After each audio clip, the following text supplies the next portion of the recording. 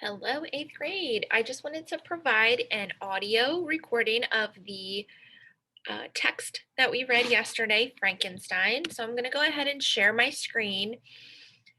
And the assignment was for you all to begin using this for a TDA assignment.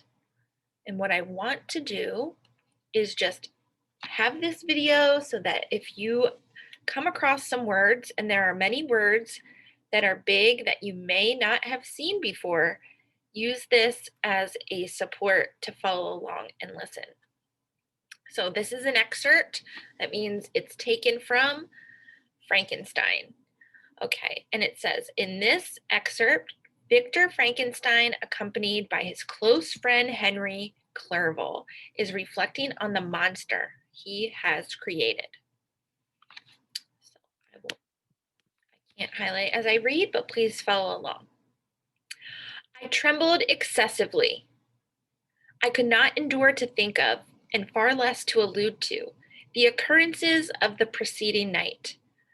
I walked with a quick pace, and we soon arrived at my college.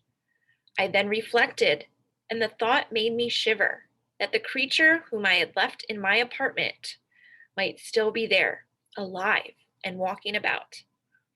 I dreaded to behold this monster, but I feared still more that Henry should see him.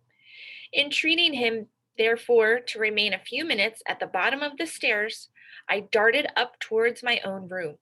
My hand was already on the lock of the door before I recollected myself. I then paused, and a cold shivering came over me. I threw the door forcibly open, as children are accustomed to do when they expect a specter, to stand in waiting for them on the other side, but nothing appeared. I stepped fearfully in. The apartment was empty, and my bedroom was also freed from its hideous guest. I could hardly believe that so great a good fortune could have befallen me. But when I became assured that my enemy had indeed fled, I clapped my hands for joy and ran down to Clairville. Okay, so if I'm just stopping here, I'm thinking about, what is this character who is telling the story? How does he feel? What is happening? And as you can tell, he's fearful. He's kind of like doing things and then expecting to see something. Okay, so you want to ask yourself, what is happening and how is the character feeling, since they are telling the story. We ascended into my room, and the servant presently brought breakfast. But I was unable to contain myself.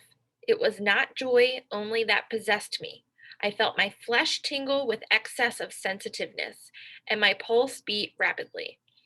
I was unable to remain for a single instant in the same place. I jumped over the chairs, clapped my hands, and laughed aloud. Clerval at first attributed my unusual spirits to joy on his arrival, but when he observed me more attentively, he saw a wildness in my eyes, for which he could not account for, and my loud, unrestrained, heartless laughter frightened and astonished him. I was in reality very ill, and surely nothing but the unbounded and unremitting attentions of my friend could have restored me to life. The form of the monster on whom I had bestowed existence was forever before my eyes, and I raved incessantly concerning him. Doubtless my words surprised Henry. He at first believed them to be the wanderings of my disturbed imagination, but the pertinacity with which I continually reoccurred to the same subject persuaded him that my disorder indeed owed its origin to some uncommon and terrible event. By very slow degrees and with frequent relapses that alarmed and grieved my friend, I recovered. There are a lot of words, as we pointed out, in treating, so you definitely want to go back and replace them in the text. Specter, ghost, unbounded, right? There's no limits, without limits. Unremitting, I'm going to keep going, I'm not stopping. Incessantly, continuously, without end. There is an owl that incessantly makes noise outside of my window every single morning. All right. And pertinacity, you have a determined attitude. So I hope this is helpful. If you are still writing your TDA, you want to make sure that you go back and you read this a little bit. And while there are big words, I think if you stop after each paragraph and you ask yourself, what is happening and how is the character feeling and what are they describing? You'll be able to um, understand and then apply that to the questions, okay?